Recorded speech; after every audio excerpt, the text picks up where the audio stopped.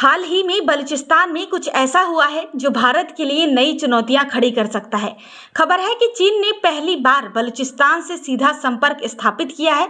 इसका मकसद अपनी महत्वाकांक्षी चीन पाकिस्तान आर्थिक गलियारा परियोजना को बचाना है, जो बलूच विद्रोहियों के हमलों के कारण गंभीर खतरे में है।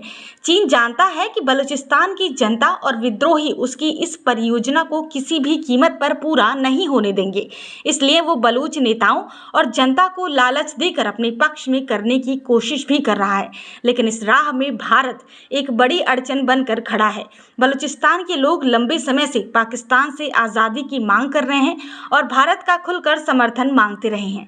कई बलूच एक्टिविस्ट का कहना है कि अगर भारत ऑपरेशन सिंदूर को 7 दिन और चलाया होता तो बलूचिस्तान आज पाकिस्तान से अलग हो चुका होता। कागजी तौर पर बलूचों ने खुद को आज़ाद घोषित कर रखा है, लेकिन असली आज़ादी के लिए उन्हें भारत जैसे मजबूत सहयोगी की जरूरत है। यही कारण है कि चीन अब बलूचिस्तान में अपनी पैठ बनाने की कोशिश में जुट गया है। चीन ने अभी तक बलूचिस्तान के उस गवर्नर से मुलाकात की है जिसे पाकिस्तान ने नियुक्त किया है। बलूच लिबरेशन आर्मी और स्थानीय जनता इस गवर्नर को पाकिस्तान का प्यादा मानती है और उसे कोई तवज्जो नहीं देती।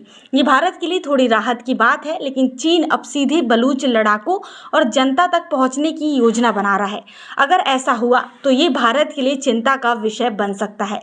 दिलचस्प बात यह है कि जिस समय चीन बलूच गवर्नर से मिल रहा था, उसी दौरान बलूच एक्टिविस्ट मीर यार बलोच ने प्रधानमंत्री नरेंद्र मोदी को पत्र लिखकर दिल्ली में बलूचिस्तान का दूतावास खोलने की मांग भी की थी।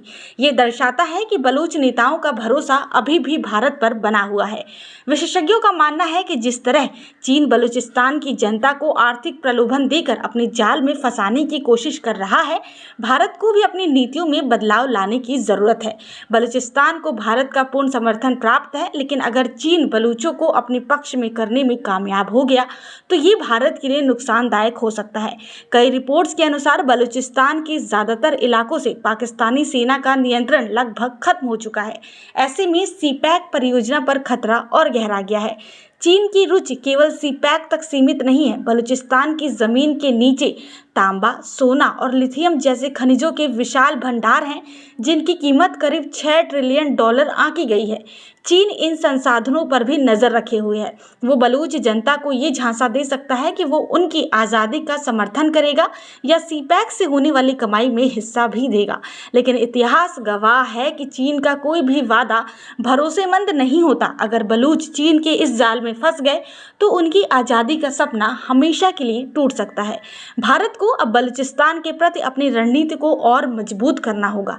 बलूच जनता का भारत के प्रति विश्वास एक बड़ी ताकत है, जिसे बनाए रखना जरूरी है। साथ ही अंतर्राष्ट्रीय मंचों पर बलूचिस्तान के मुद्दे को उठाकर पाकिस्तान और चीन की रणनीति को बेनकाब करना होगा। ये समय सतर्कता और सक्रियता का है, ताकि बलूचिस्तान के लोगों का हौसला और भारत का प्रभाव दोनों बरकरार रहे।